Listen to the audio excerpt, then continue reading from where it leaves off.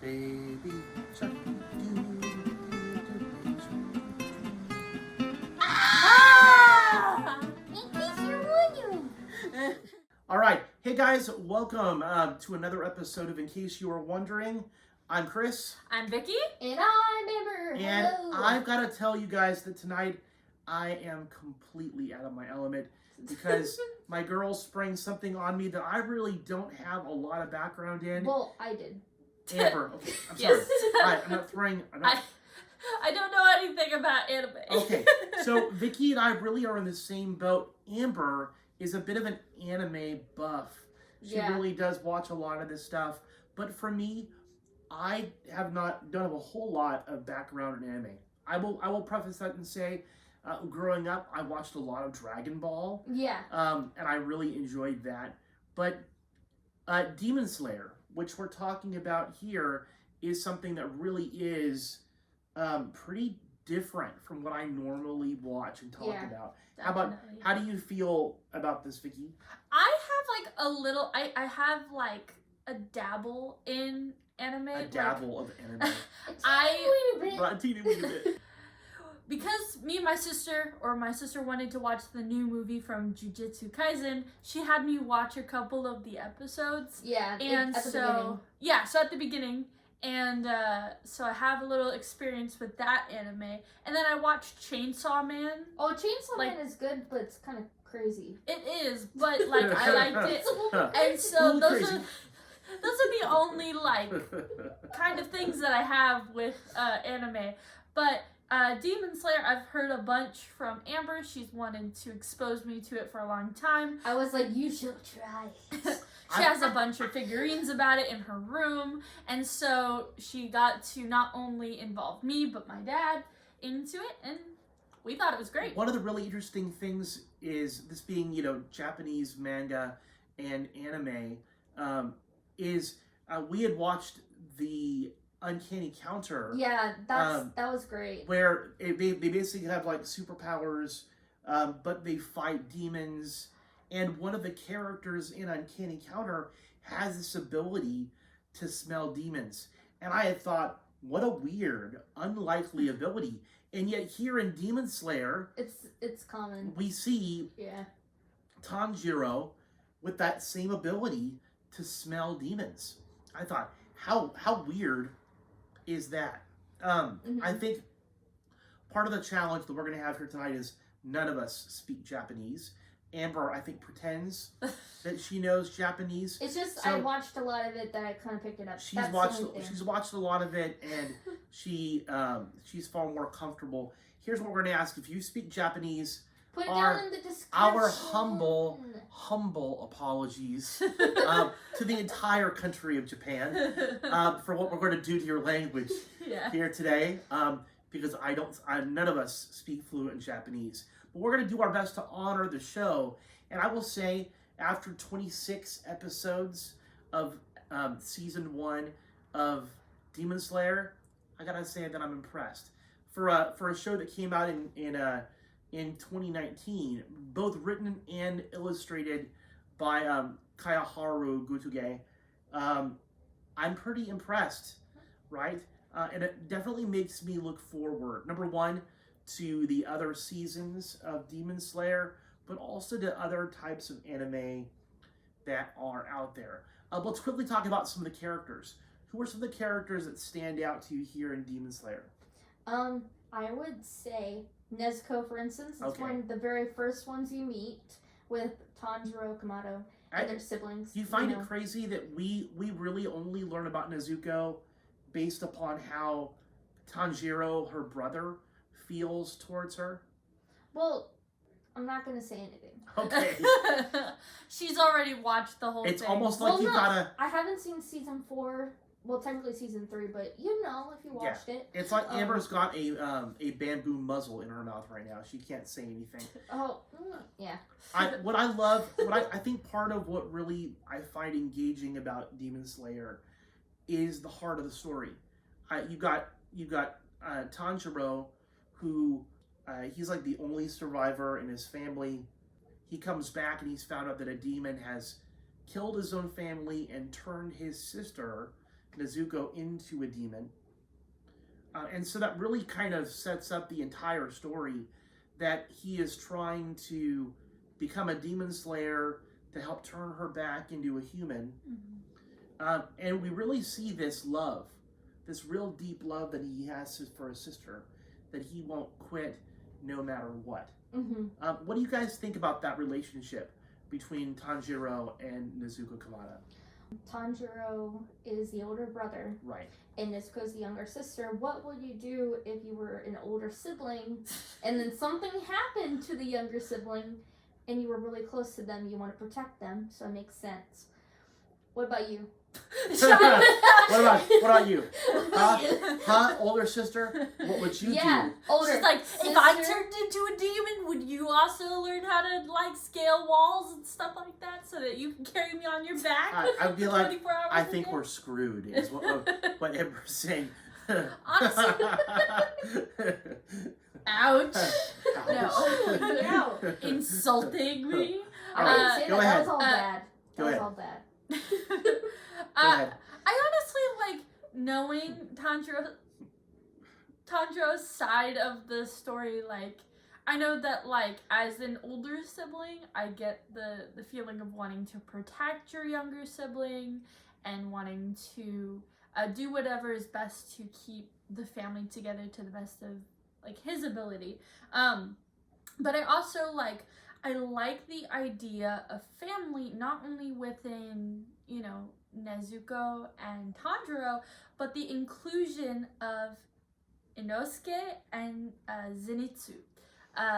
Like how they both were people who either lost their families or had, you know, been outcasted by loved ones, and they both needed a family just like Tanjiro did and Nezuko did. They really do become like this close-knit family. It reminds me a lot of like in a lot of classic literature, you know, like Harry Potter, where you got Harry and you got Hermione and you got Ron. There's usually this group.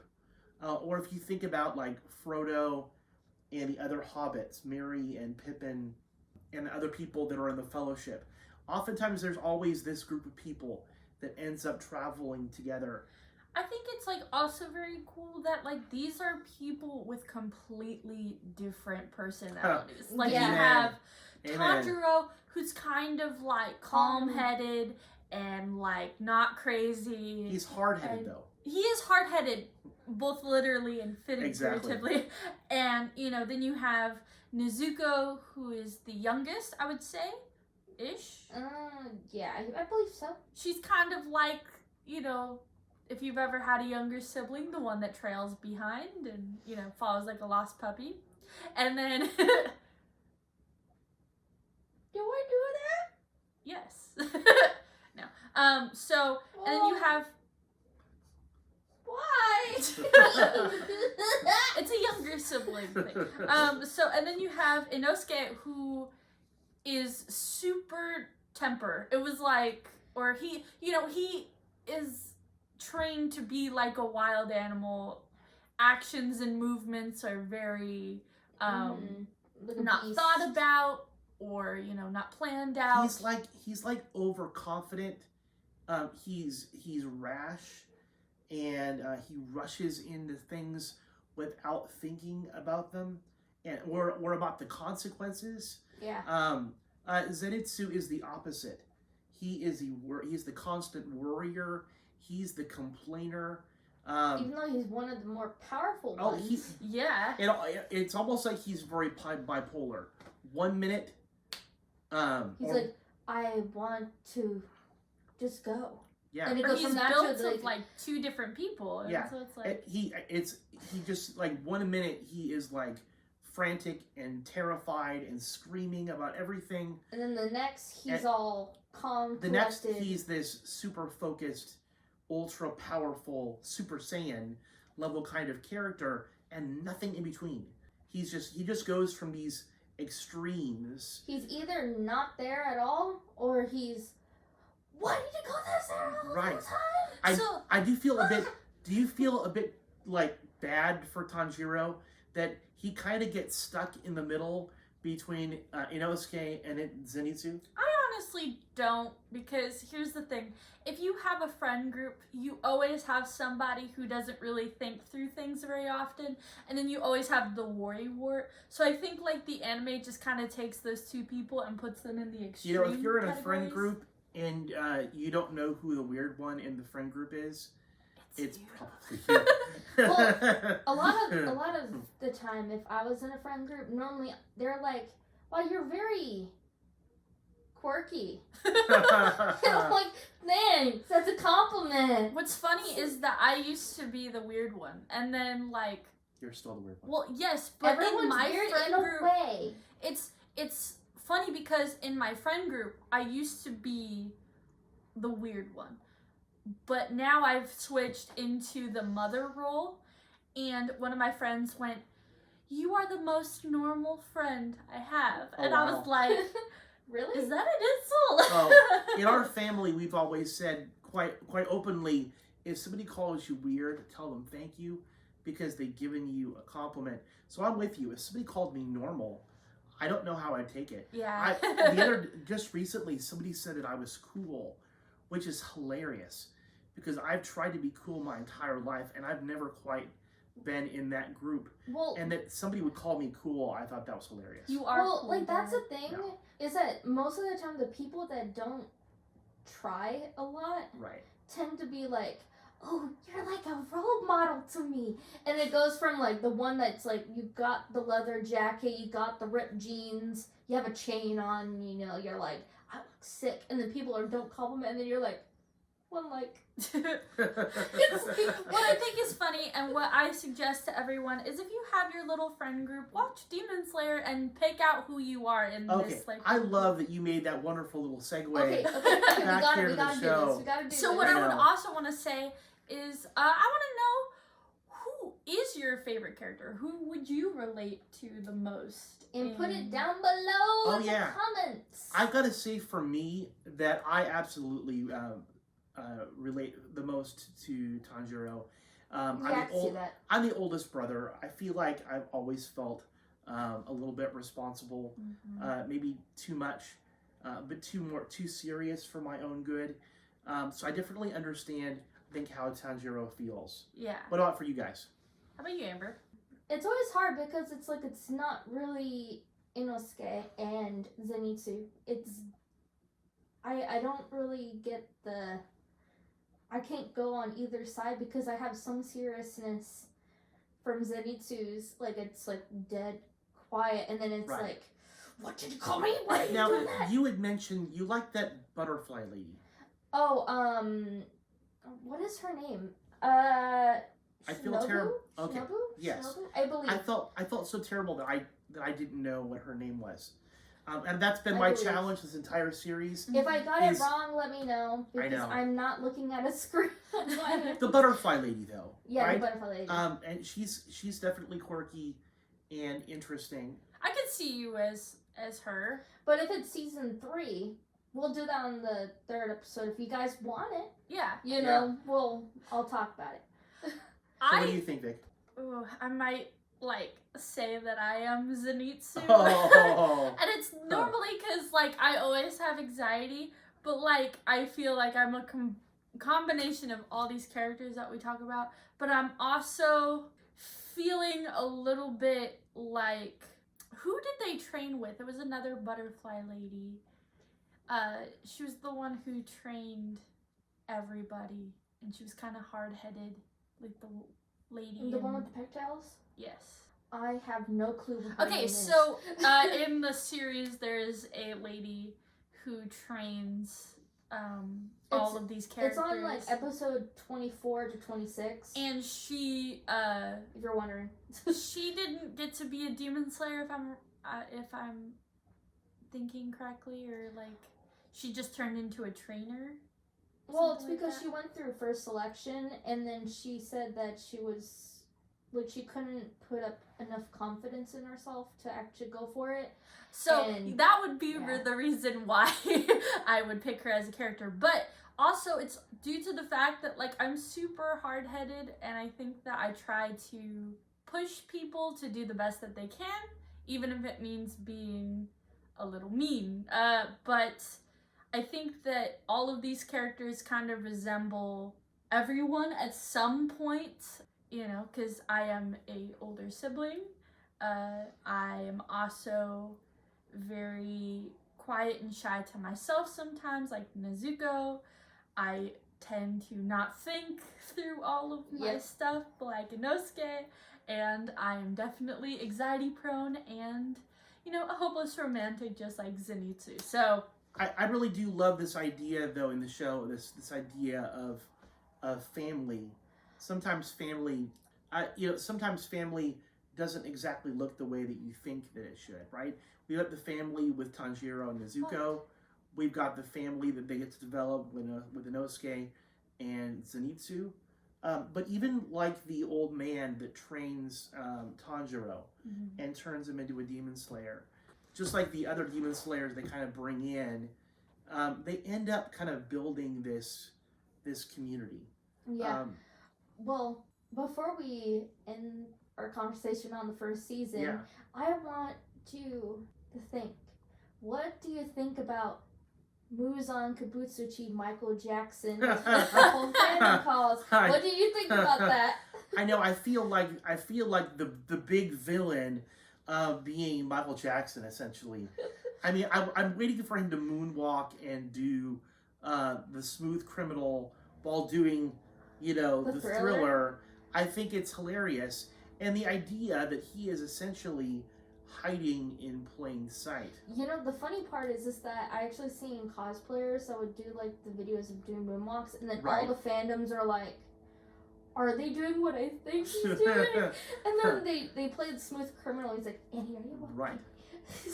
You know, it's so funny. I just think that it's like really, it shows that he uses it to his advantage a bunch of times. Like when we think of a demon, we think of like disgusting. Like disgusting, out of you know, this world kind of thing, and like terrifying. Well, it is out of this world, but like just terrifying when you see a demon, right? And when I first saw him, I didn't see it. I was just like, oh, that's a dad. And then I was like, oh wait, this is the villain of the whole thing. Right. But the thing is that if you have seen it up to the last episode of season 1, you see he turns into a totally different person. So he's able to change his appearance. Right. Yeah. So that's one of his abilities he had developed over time, that he could actually turn into, like, we don't know, like a kid or an adult, a female, who knows, a slug. I don't know. Like, can you imagine a demon slug, like, right. I am Muzan. That's how he gets through everything. He'll just hide in the bush. Northeast, right. north. I don't think he's going to turn into a slug. But I like I like the idea of the 12 Kizuki. Yeah. And it's due to the fact that, like, these demons a lot of time are fighting and hunting down for connection to people, or because of something that happened in their life. I'm really glad that you brought that up, because it really did seem like Tanjiro in particular, he really noticed that rooted in all of these demons was this basic pain that they were all experiencing. I think because of his love for Nezuko, who through no fault of her own got turned into a demon. Yeah. He sees demons and he sees their humanity. What I think is so cool is that then well, not cool, but like the thing that made them angry or sad in their life ends up being the demon that they are. You know what I mean? Like, even in Nezuko's character as a demon, she sees humans as her family, not because of her demon self, but because of getting, you know, a curse or a little, spell put on her, as well as the idea where there was a drum demon. Oh, yeah. Who, like, his music and his writing was taken advantage of. And when he was shown kindness by Tanjiro, it was like his brain kind of broke. He didn't know if he wanted to attack this guy because he was showing respect to his work. And so I think that like it's a really cool idea that, you know, the story takes the place of everyone deserves a chance to rest peacefully and to, I don't want to say face their demons, but I think it works. Face their demons. They at least find peace before their heads get chopped off, or at least after their heads get chopped off. Well, he tries. What I did like when I first seen it, like from 2019 when I first saw it, was how he actually thought of right when he's about to like do the thing, you know, do the Julie thing. But it's just when you see like his look of, oh, I could tell that you're willing for me to do this to you. Yeah. And then he does it with like the peaceful rain, and it's supposed to be like the soothing, you can't tell, it doesn't hurt, nothing. And all the people that he has done that with was people that either had trauma or got hurt from other demons or people from their past. And then he's trying to give them closure and then try to have a better transition period that's peaceful. Yeah. And then the thing I really like is that in this show they really like doing making sure that they could go to rest in peace, and they do burials when they die, you know, in the series. And I really appreciate that because there's some animes out there that they're like, oh, they're dead. Well, we're gonna just walk over here and eat a cup of joe, or not eat a cup of joe, but like, you know what I mean. But and you also see like when I think his name was Roy or Ryui, where he's like the big bad. He was a 12 Kizuki, and all he wanted was a family that loved him and cared about him. And when he did pass away and somebody stepped on his remains, Tanjiro was the first one to be like, don't. Like, it is disrespectful for you to do that. And I think that's like, it speaks a lot about his character and who he is, not just because of his sister or his family, but just like who he is. Even from the beginning of the episode, we see him helping people to survive the winter. Yeah. And so I think to kind of segue to the end, this is definitely something to see with your family, I think, because it definitely, or your friend group. So I will qualify that and say, if you're the parent of young children, understand that while the show is great and it's beautifully illustrated and the story is engaging and the characters are deep and colorful and interesting, please understand that there are decapitations, there is dismemberment, and a lot of blood and gore. And in future episodes, skin. Yeah. That's also a problem. If that's something that probably for younger audiences, parents should probably just be prepared for, if they're not already. I would say if you've got young kids, watch it first and then decide if it's right for your kids. But if you have teenagers, or I would say teenagers are fine. Teenagers or college kids, I would say watch it with them. It could be a fun thing. Me and my dad and my sister have had fun watching, laughing at the jokes, and also just taking a moment during the rough episodes to pause and reflect on what happened during that episode. This has definitely been a bonding experience for all three of us to sit down on the couch. Well, I'm not on the couch. We will. I'm gonna reach out, okay? And just have like a moment where we can take, 20 minutes to an hour to just watch something that we find fascinating. It's like we're three small lion bots coming together to form one big giant robot. Voltron.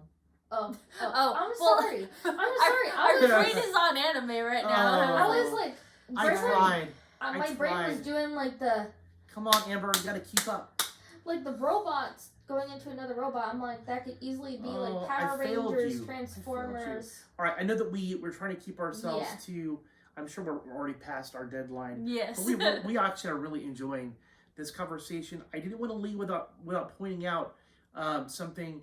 I checked out their IMDb here for Demon Slayer, and they had scored it an 8.6 out of 10.